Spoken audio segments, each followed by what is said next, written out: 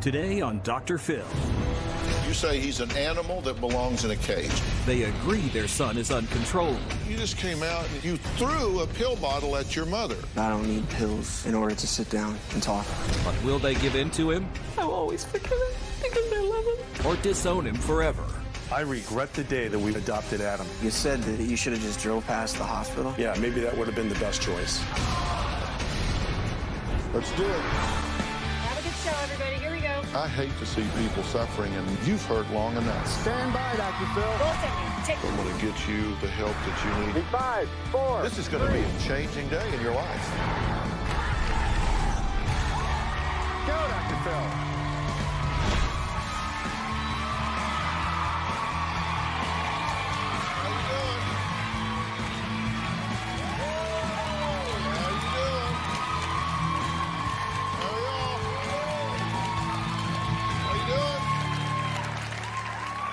Well, parents, I want you to ask yourself this question. Is there anything that your child could do that would leave you saying, that's it, I am done, you are dead to me, I am disowning you, cutting all ties, saying goodbye forever?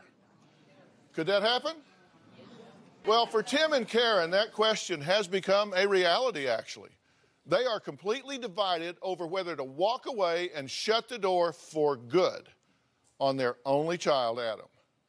But it wasn't always like this. Sadly, Tim and Karen were not able to conceive a child of their own, but were overjoyed when they adopted Adam at birth, beginning a family life that could only be described as picture perfect. Now, all that happiness has been ripped away, because they say their son has turned into a monster. In fact, just 6 days ago, they had to bail him out of jail due to a felony arrest just so they could be here today.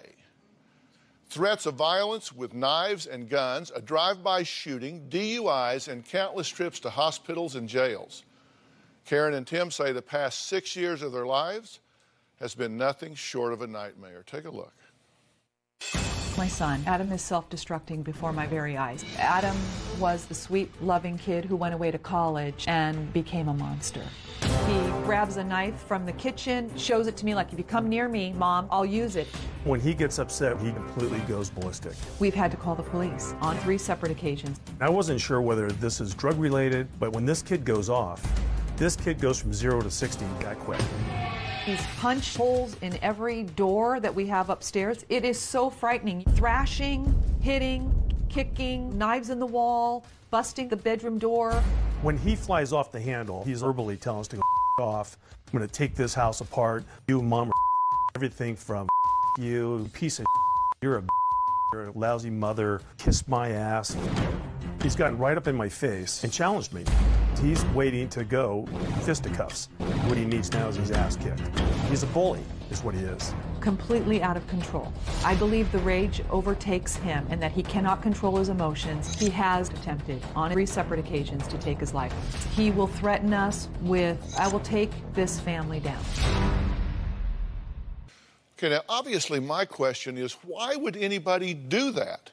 But because he does, because of all of Adam's violent and abusive behavior, he has been banned from his parents' house, but his destructive behavior has continued nonetheless. Adam has not lived with us for 3 years. After Adam's drug taking, his violent behavior, and the DUIs, we said no more. Over the last 3 years, Adam has lived and probably been kicked out of about 7 living situations. Property managers call me and say they want him out. He rages, he fights. He told me he has a gun. October 14th, 6 a.m. I get a phone call from Kristen, Adam's girlfriend. We're in the ER. Adam's nose is broken. It's never Adam's fault. Just last weekend, Adam got into more trouble.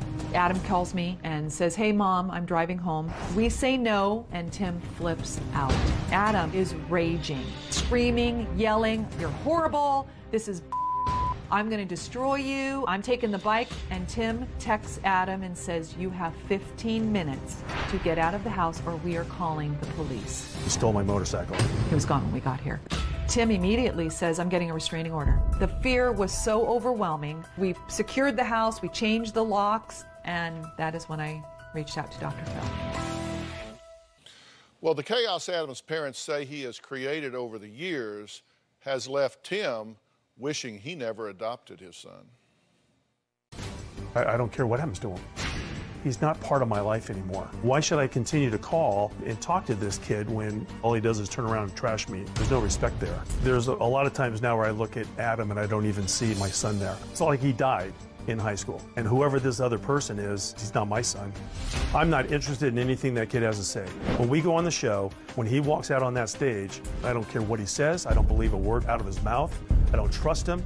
He's out of control and he creates chaos wherever he goes. I regret the day that we went to Santa Cruz and adopted Adam. If Karen and I would have just passed the hospital and went over to the Humane Society and picked up a couple of strays, we would have been much better off. Well, on the other hand, Karen believes with everything in her heart that there is just something wrong with Adam. She refuses to give up on her son. I can't fix Adam. I've taken my son for medical evaluations. I have a psychiatrist saying he's bipolar, and then I have another psychiatrist saying he's not. I don't know. I've moved him into 4 rehabs. I've done everything possible. I am grasping at straws. Tim wants to wipe Adam out of our lives, and I can't do that. I'm Adam's mother. I can't force a relationship between Adam and Tim. I've separated myself from that a long time ago because it's harmful to everybody. What I want for Adam is to have peace. At the end of the day, I will always forgive Adam because I love him and I can't write him off. But if I have to remove him from this environment, I know that I have to do that. All right, well, I'm glad to meet y'all. You're done. Done. Done. Yep. 3 years ago, I was done. Yeah? Yeah. When you said, I wish I had never adopted him, most of the audience just recoiled. They just like, oh my God, that is... This is a living hell what kind of we're parent in. could say that? No, let me tell you, you know, I was a police officer for 30 years and have dealt with a lot of issues. And when I look at this kid, to me, he was, when he went to college, we lost him. My focus now goes to my wife. Because you said, in all candor to us, you said, I'm coming to the show, but I am not coming to fix my relationship with him. I am coming to help her turn loose, to help her let go. Exactly. That's what you're here for. You don't want to have some kumbaya with Adam because you wouldn't believe it? He's going to lie to you. Let him come out. He's a manipulator. You say he's an animal that belongs in a cage. Absolutely. The only thing I think right now... You're talking about your son. My son, Adam, I mean, I'm not a doctor, but I know enough that this kid needs to be in a controlled environment. He cannot be out in an apartment or someplace roaming around. It doesn't work. Your husband says about your son, quote, I don't care if he's sleeping behind a gas station. Yeah. Okay? Yes. How do you feel? Well, nobody wants their child sleeping behind a gas station. I mean, clearly, I'm a mother first. You don't want that for your child ever. But I will tell you that last week, before I wrote your show, that Adam called my husband and I screaming, raging, because we would not get him a flight home. He didn't want to drive 8 hours back to go back down to San Diego, and I emphatically said absolutely not. That right at that moment I realized I can't do any more for this child, this young adult. I have to replace child with young adult because he is 24 years old. And Tim and I have often talked about me thinking about Adam, the young pictures that you see, and I have to think of him as an adult, that he is able to make his own choices. Do you care about this connection here? Yes, yes, absolutely. I guarantee you this much. No matter what this jackass pulls, nothing's going to come between the two of us. That will never happen. We're going to take a break, and then he's going to come out. Our Twitter is blowing up right now. NPR Mommy says, stop calling him this kid. Like it or not, he's your son. At Healed Heart says, Dad, you can't give up on him. That is not an option. Now he needs you more than ever before. And D.H. TaylorMade says, never give up on your child. Adopted or not, he's your son. Always will be. Get him the help he needs. Give him the help he needs? We've given him every single thing this kid needs in the last 6 years. Well, obviously not, because it hasn't helped. I mean, there's something he needs that you haven't Yeah, given, he needs right? to bottom out. Somewhere along the line, he needs the safety net pulled out from under him where he can then go, wow, I've got a problem. I need to move on with my life. That's Dr. Tim's analysis. Dr. Phil's may be different. I don't know. I haven't met him yet. I might agree with you. Next, Adam is here and places a lot of blame for his downward spiral. Guess what? On his parents. We'll talk about that when we come back.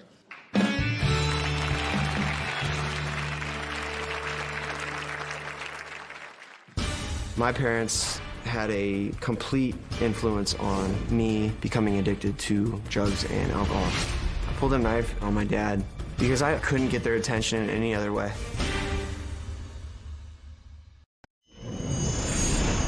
I don't think Adam is suicidal. He said he took 30 pills and it actually turned out to be like maybe 8 of them. And he's told me, I just want to say sorry and goodbye, Dad. Well, he didn't go anywhere. It's like, okay, I'm trying to kill myself, but not really. It's complete manipulation. Adam admits he's angry, hostile, and simply not the nicest person to be around. He just says that's true. He chalks up all of his issues from past substance abuse to multiple arrests to being byproducts of how he's been parented. I believe that my parents are very responsible for a lot of it. Being sheltered, going off to college away from my small, rich, little community, and having no responsibility aside from going to school. I was seen by a number of doctors who right off the start said that I had ADD. At that point, my parents thought there was something mentally wrong with me. I was bipolar, I had an anxiety issue. I was first introduced to Adderall and Xanax, my drugs of choice, by psychiatrists and doctors. And illegally, I have used marijuana and cocaine, crystal meth, heroin. My parents had a complete influence on me becoming addicted to drugs and alcohol. I sold drugs to not only support my habit, but to fill the void of not having parents in your life. I can lose my temper very quickly. I pulled a knife on my dad because I couldn't get their attention in any other way. I was just that sad little kid who got violent because when I spoke calmly to my parents, it didn't work. I have a very addictive personality. But right now, am I addicted to drugs? No. I have so much anger towards both my parents. I've never in my life heard of a parent that is willingly turn their backs on their kid. Okay, Adam, you just came out and you threw something at your mother? Yep. What'd you throw at her? Xanax. It's a anti-anxiety medication, and I don't need that to face. You just sell it then, right? Is that what you do? But why I've been did clean you... and sober for 8 days now, and I don't need anything to mask my emotions at this point. Why did you throw it at your mother when you walked out? Because there's a lot of anger and frustration. You threw a pill bottle at your mother. I'm just asking you why. What did you accomplish by doing that? To maybe get the attention that I don't need pills in order to sit down and talk. Do you think that's appropriate behavior? Probably not. Because that just seemed very tantrum-like to me. You pulled a knife on your mom and dad, and you said that was because they wouldn't hear you otherwise. If I talk like this, it doesn't mean to you. It doesn't Seriously, mean... when have you ever talked to me like this? And the whole clean and sober thing and the whole thing, the relationship built up. Not more than 8 days ago, you came home for 2 days, you sat in the hot tub and you smoked dope. That's building up the relationship with me. And then we go to Tahoe, you come home, and then I come home and you threaten us, make our life miserable on Sunday and steal my motorcycle? That's building a relationship? You gotta be kidding me, seriously. This is the that you pull. She buys it, I don't. You want to show me something and get a relationship back? Okay, maybe it sounds a little harsh that I've got to cut ties with you because, quite frankly, I'm not going down this road. And my job here isn't for you today. It's for Mom to get on board with me. And if you want to choose to live that life, Adam, then you know something? Knock yourself out and go live it. Just leave us alone with it.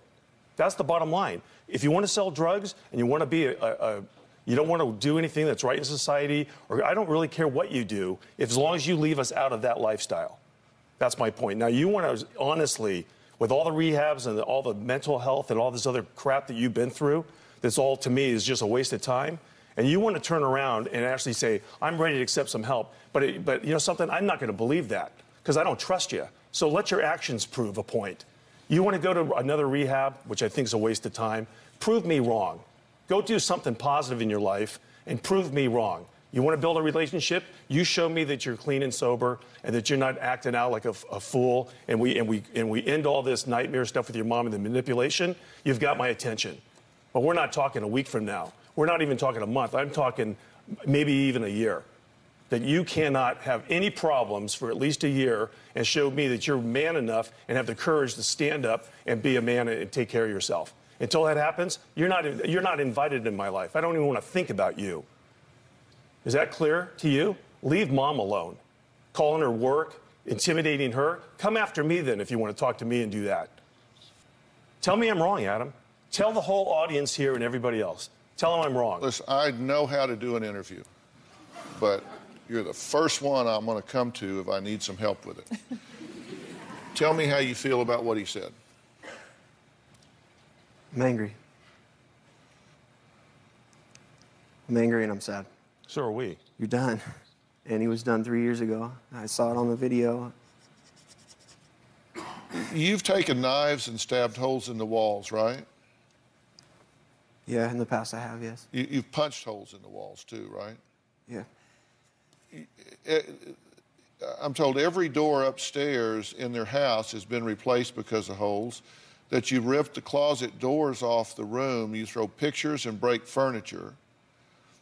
And anything that's belonged to Tim, he says you've destroyed. You've had 2 DUIs, one on Christmas Eve. You've done cocaine, heroin, prescription pills, marijuana, and alcohol. Yes, but I guess the only thing I can say is recently, no. You've been kicked out of 7 apartments. Your mother says you always threaten violence with guns and knives. Yes. You got busted 5 days ago, right? So you're out on bail right now. Did you post the bail? I had no choice. Why didn't you have a choice? Because I felt really comfortable exactly where you were. You were going to be in a controlled environment where you can't manipulate anybody. And if that's county jail for you, then that's county jail. The only reason you're sitting here is because I agreed to come on this show to help mom get to the point where she's not going to be torn up every time you make a phone call or make another one of your bad judgment calls. If I was a parent, I don't think I'd ever turn or say I'm done with my son or daughter, ever. Well, it proved me wrong and change your life around and be somebody that doesn't commit crimes and intimidate and destroy your mom every single time you have a problem. So can I ask something? Yeah. So when I did get 30 days of sobriety, clean and sober, for the first time in my life, who came and visited me? Mom did, right? Yeah, I didn't. And you know why? I've been saying it through the whole show. Maybe it's a little harsh to people that don't live in that situation, but I don't trust that. 30 days is nothing to me. What do you want to hear from your parents, from your dad? What do you want to hear? I'd like to hear that you love me, but I know I that love you. I know that that's not true at this point. I do. It's just a hard way that we're going to have to go down a road to prove it. You might not understand that right now, maybe sometime in your life, and I hope to God it happens for you. Yeah, I'll always love you. I just can't have you anywhere around us. I mean, you said that you should have just drove past the hospital. Yeah, you know what, something, Adam? That makes me feel really good. Well, you know something? And sometimes maybe there's a little shock to some of these things I'm going to say to you because I'm angry. And people say a lot of things when they're angry. But you know something? If I knew the hell that you put us through the last 6 years, yeah, maybe that would have been the best choice. So you'd take it back? Because you've erased, yeah, I'd take it all back because you've erased it all. You want to start all over again and show me that, you know, we can move past this? We're a long way from that right now. Like like I said, my concern isn't for you right now because I don't believe anything or trust you. I'm done. You've emptied every gas tank that I would have with any emotion towards you, except for that I'm trying to protect Mom. And you can sit here and shake your head all you want. I still love you. Yeah, prove it. Well, Adam says he's been clean and sober 8 days. Well, we put him to the test, and we're going to tell you the results when we come back.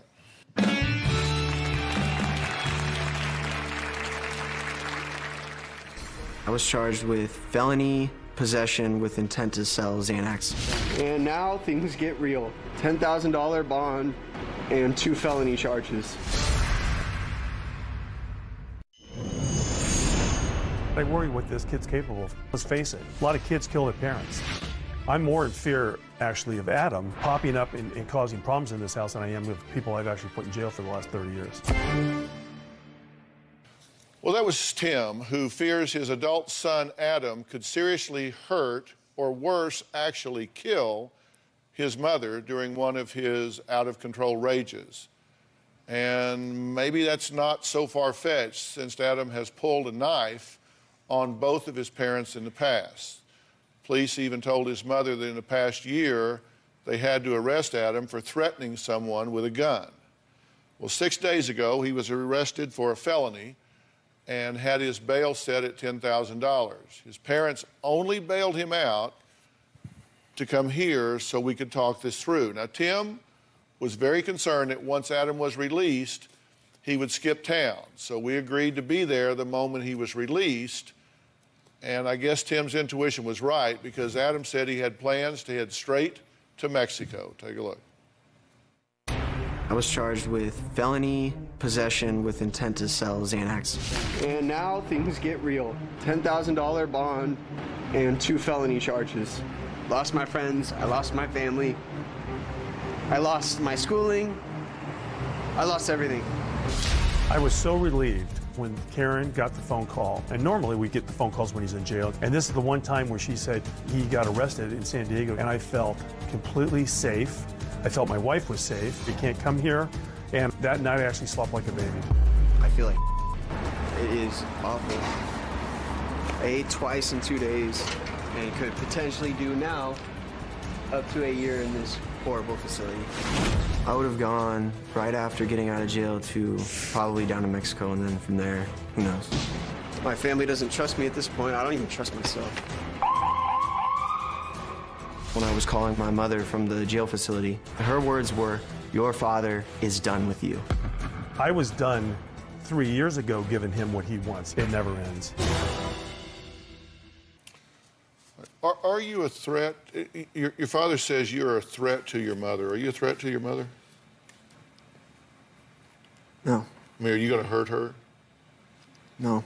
I've read some of the text messages you've sent her just a few days ago. One of them you said, "Just wait. Next weekend, you're gone. Next weekend, you're gone. I look forward to it. Tell Dad that bike and car will be gone. I'll go straight to your work. There's no more arguing." Then you said, "I'm about to lose it at your house. You better think twice before you put me in a situation like this." Then you said, "You don't call me, I'm out of here. I knew this would happen. Your idea, family." Then you said, "If you can't book me a flight, this is going to be scary. I'm not being hostile ever again. I've just had it with your Where's the on my end?" Then you said, "I'm already out with your bike, getting gas, and already switched the plates out. You have made this worse, so I will do what I have to. I'll be in Mexico faster than your dispatch goes out." And none of that holds true. I left your bike. Can you explain to them when you got home how the house looked? House was clean. House was clean. I mean, House was clean? he vacuumed the family room. The bike was in the garage. Your keys are at the house. I never took the keys. You hid his keys? Yeah. Did you get them back? No. He said unless I turn his phone on, he's not going to tell me where the key is. Well, your keys are under the doorstep What doorstep? in the front house. Well, now we got to get home quick to get the bike, you know. Well, this isn't live, Okay, good. so nobody's going to beat you there to get the keys. Adam, do you think your father has justification to be frustrated with you? More than justification, yeah. Yeah. You think his reaction's a little over the top? Beyond, yeah, You don't think you would ever do that to one of your children? never. And most of the audience think they would never do that to their kids. So you're in a bit of a minority here. That's okay. If you think his position is overly harsh, raise your hand. Yeah, that's a lot of people. If you think he's justified, raise your hand. That's a lot of people too. Looks about 50-50. Adam insists he's clean and sober. We did a drug test.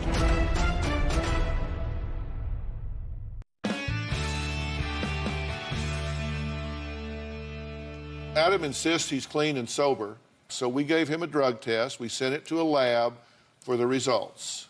Can I see a list of all of the prescription medication that this young man has had? So you got Adderall, Percocet, Vicodin, Vistaril, and Klonopin. And he tested negative for everything but marijuana. He was also negative for Xanax, which is what he was arrested for, allegedly trying to sell. So what's happening to all of these drugs? Where are they? The majority of them I took. The ones that I didn't take are there, and the rest were taken by police. You've been prescribed a lot of medication throughout your life, right? Yeah. Because you've been diagnosed as everything. bipolar and ADD, ADHD, and a variety of other things. Don't you think you ought to figure out why you're behaving so erratically? I'd love to know. Because despite your attitude, go through this thought process with me, Dr. Tim. People do things for a reason, right? Right. I mean, we don't do something for no reason. Right. I agree.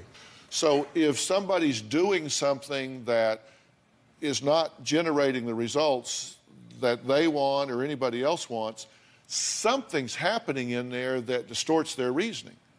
Correct. True? True. So in that regard, you've got to be saying, where's the why? And that may not be your job, but it's got to be somebody's job. You got to figure out, like you're saying, I'm done, I'm through with him, it's over, I'm not going down that road anymore. If I ask myself why, I can make a list. I can go look and make a list. Say, well, he's done this, lied there, stole this, cheated that, threatened my wife, blah, blah, blah, blah, blah. I go down a list. I can make a list of why you're that way. What's your list for him? I'm done with this because he's had a tremendous amount of help through this period where I'm sitting back going, until he wants to do something to change his life, and we've had professional people deal with him to try to make him understand that we want him to go down this right road. I don't know how to do that to him. Okay, but that doesn't mean that you stop. Let me tell you, if I have a child, and I have two, I've got one about his age and one a little bit older. If I have a child that is lost in the dark, I am going to look for him how long? I'm going to look for him until. I'm not going to look for him a week. I'm not going to look for him a month. I'm not going to look for him a year. I'm not going to look for him 6 years. I'm going to look for him until I find him. You don't stop looking. You look until. That doesn't mean that you have to lead with your chin. It doesn't mean that you don't put up precautions. It doesn't mean that you don't protect yourself and your wife. But it does mean you look until you find them. And I would want my kids to know, if you ever get lost in the dark, I will look for you until I find you or die. One of the two. I would hope that my boys would know that no matter what. Now, that does not mean I would let them have access to my house, let them steal my cars, tear up my home, any of that stuff. But I would look until I found them. I'm open to that. You said you came here to convince her to join you in quitting on him. And I said, that's okay, because I want you to come here so I can talk to you and say, this is over your head. This is a problem that's bigger than parenting. Yes. But I tell you what I see here. Do I trust him? No. But I think that this is a quality human being. You know, it's the old saying, God don't make junk. And he made this guy right here. And he is a worthy human being, and he is worthy of unraveling whatever it is that's got him all balled up. Are you interested in this conversation? Yeah. Yes. I mean, is it possible that there's something going on with you that you don't understand? You know there is, right? There has to be. All right, we got to take a break. Next, we're going to talk to someone that says that she lived in constant fear of Adam snapping and feared he was capable of anything. I'm talking about his ex-girlfriend. We're going to add her to the conversation. Well, we'll be right back.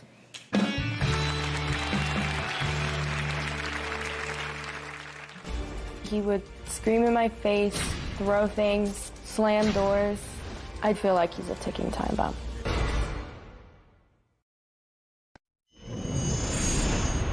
Adam and I dated for about 1 year and 2 months. Adam has a problem with anger, and he doesn't know how to control it and will act on it if something isn't going his way. The relationship was very stressful because Adam was so quick to get angry. Anything could set him off. He would scream in my face, throw things, slam doors. Adam would call me a bitch, and he would tell me to off. I have worried that Adam would harm me because I've never ever seen somebody act that way before. He did slam my finger in a door once, and it was really bad. I thought I had to go to the hospital. I am done with Adam. I'd feel like he's a ticking time bomb. All right, well, Kristen is joining us. You were in a relationship with Adam for how long? A little over 1 year. You say you feel like he's a ticking time bomb. What do you mean? I felt like I was constantly walking on eggshells with him. I had to always think about what I would want to say before I would say it, because anything could set him off. And when you say that he scares you, how? he can get right in my face, like this close to my face when he yells at me, and I'm scared that he's actually going to take action and like punch me or something. He never has punched me, but it's really scary when he's slamming the door, screaming at the top of his lungs, punching my room, anywhere around in my room, throwing things. It's like a huge temper tantrum that I'm really scared. Can I ask something? Huh? Who was the victim of the domestic violence this last time, on paper? I pushed you. I pushed him away from me. And what happened then? What do you mean? You file a police report? I did against him. And I didn't against you. So? I didn't. May I see this? What are we looking at here? You did or you didn't? I didn't. I had the well, rightfully so. police hold the records. So this was filed by you? And that's not mine, no. That's him, but I did file a police report against him this Monday. On Monday? On Monday. I wanted a restraining order. I was scared for my life, the way he was acting. It was unbelievable. Should she be? No. You got any other things in your pocket? I mean, let's get it all out, right? I can't help if I don't know what all's what. That's it. All right. We're going to take a quick break, so we'll be right back.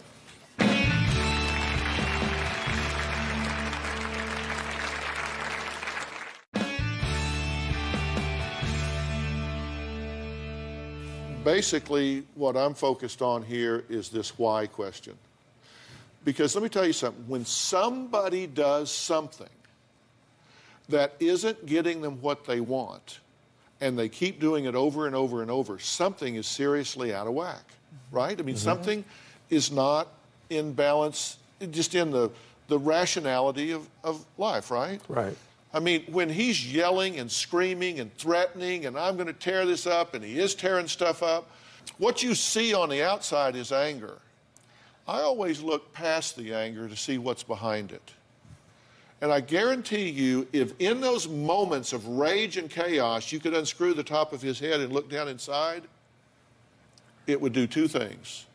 It would scare you to death, and it would break your heart.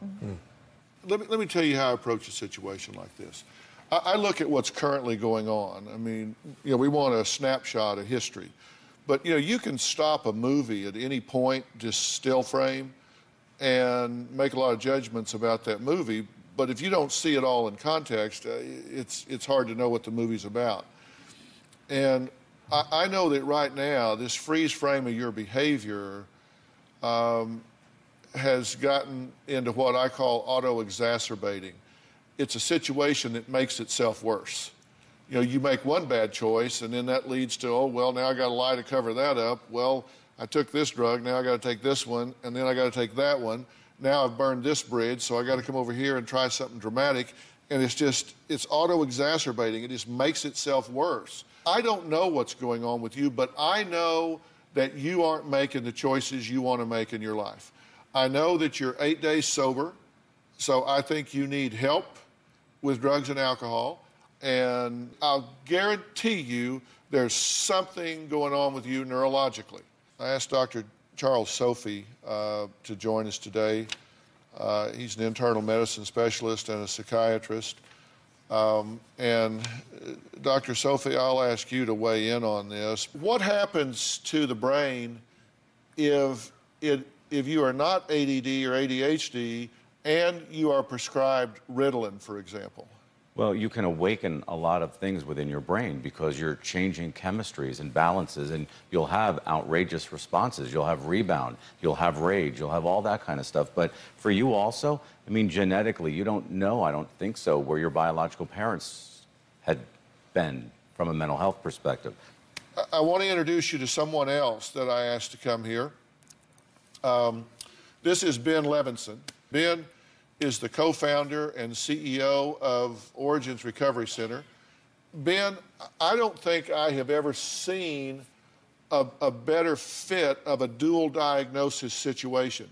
Clearly, we have a drug and alcohol abuse history here, but clearly there's something else in play here. This is not just drug and alcohol. There's something else going on here. That's what dual diagnosis treatment is about, correct? That's exactly right, Dr. Phil. What we want to see you do is come be in the midst of a multidisciplinary team that treats far, far more than just addiction.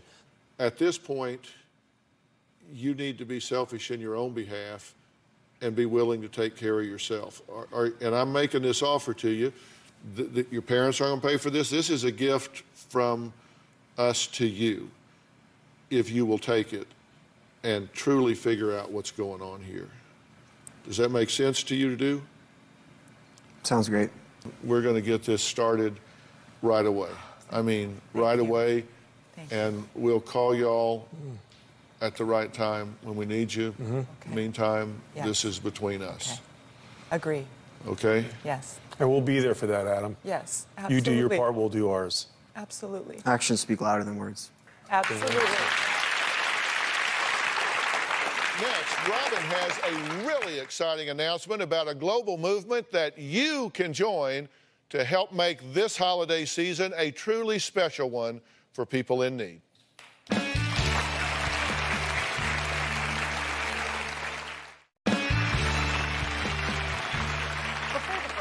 Said I had an exciting announcement to share about how you at home could make this holiday season unforgettable for people in need. Well, it starts today, and it's called Giving Tuesday. Coming on the heels of Black Friday and Cyber Monday, Giving Tuesday is the beginning of a global movement encouraging everyone to talk with their families, their friends, neighbors, and colleagues about the importance of giving. I am honored to be an ambassador for Giving Tuesday. Joining Hugh Jackman, Bill and Melinda Gates, and Big Brothers, Big Sisters of America, among other very influential people and organizations. As a longtime advocate for women and children, I recently launched my new foundation, When Georgia Smiled, the Robin McGraw Revelation Foundation, which helps make a difference to those suffering from domestic violence by creating educational programs, as well as drawing global attention to this widespread epidemic. So in the spirit of Giving Tuesday, I would like to ask everyone to join me in helping to end the silence on domestic violence by taking a pledge to become a silence breaker. By signing up, you are promising to no longer sit quietly when it comes to domestic violence and taking a stand for those in need of help. But besides just joining the movement, it is also imperative for you to spread this important message through social media, from Twitter to Facebook to Instagram, in order to get everyone you know to take the Silence Breaker Pledge too. So please go to www.whengeorgiasmiled.org to become a silence breaker. And to learn more about what you can do to give back on Giving Tuesday, you can also go to www.givingtuesday.org for more information as well. And don't forget, this is not about giving money. This is about giving from your heart, giving something to others so you can give back to your community. So think about that. And I want to just say thank you and goodbye.